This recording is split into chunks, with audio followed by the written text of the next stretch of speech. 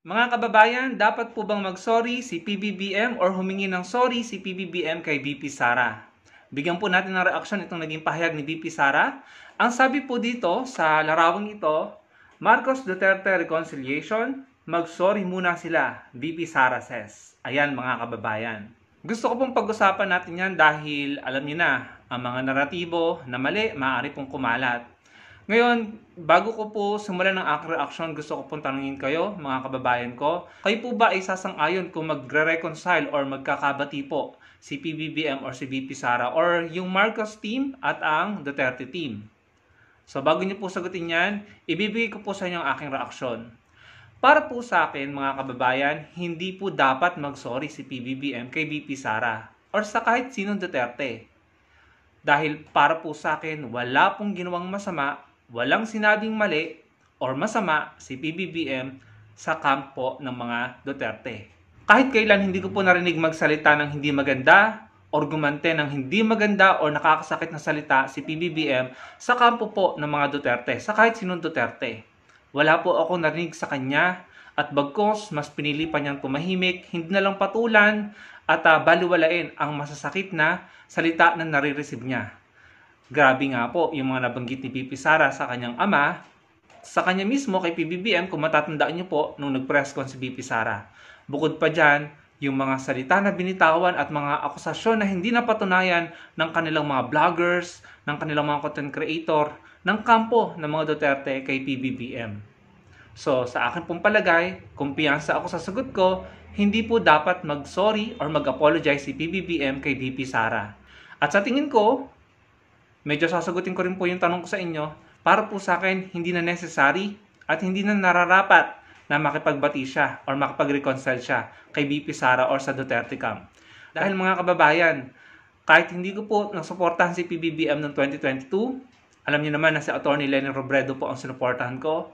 Ako din po ay nasaktan sa mga content na ginawa nila sa Pangulo, sa mga pambabalahura, pambabastos, and excuse for my term, pambababoy po kay PBBM na hindi siya gumagante nagsasalita na yung iba talagang napaka-violente po ng pananalitang binibitawan tapos makikipagbati pa siya.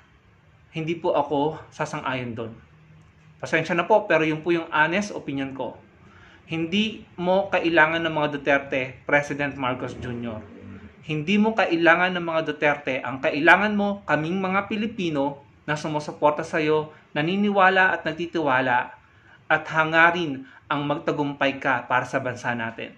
Kami lang ang kailangan mo. So, kung may pride pa si VP Sara at gusto pa niya ng kondisyon na mag-sorry si PBBM para sila magkabate, I'm sorry to say, mga DDS, sana hindi gawin ni PBBM yon. Sa amin ka na lang mag-focus, Mr. President, sa mga Pilipino at sa bansa. Kami na lang ang pagtuunan mo ng pansin, kami na lang ang asikasuhin mo. Tama yung ginagawa mo, huwag ka na lang umimik, huwag ka na lang magsalita, huwag ka na lang makisali sa pamumulitika, bagkos mag-focus ka sa trabaho. Kahit pa sinong politiko ang hindi ka batiin, hindi ka pansinin, hindi ka kausapin, hayaan mo lang. Dahil naandito ang mga Pilipino na mas maraming sumusuporta sa iyo at kasama mo na magtataguyod ang bansa natin.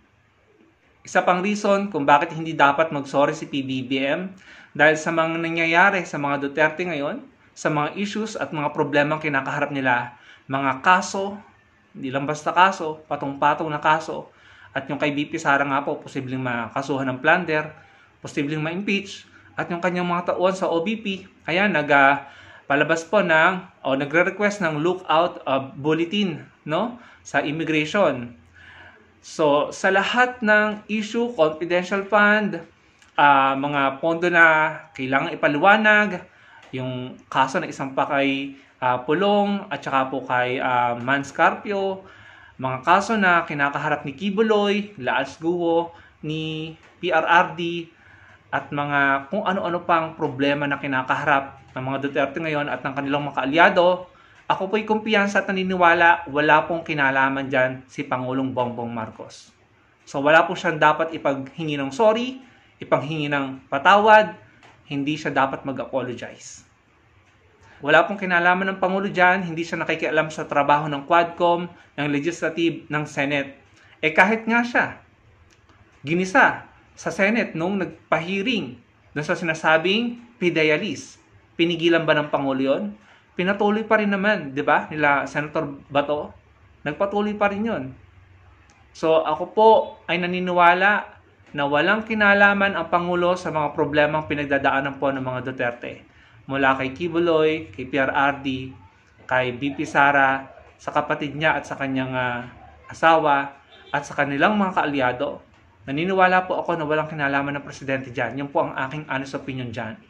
Wala pong kinalaman si PBBM, kaya hindi ko po nakikita ang kahit anong valid reason para mag-apologize si President Bongbong Marcos Jr.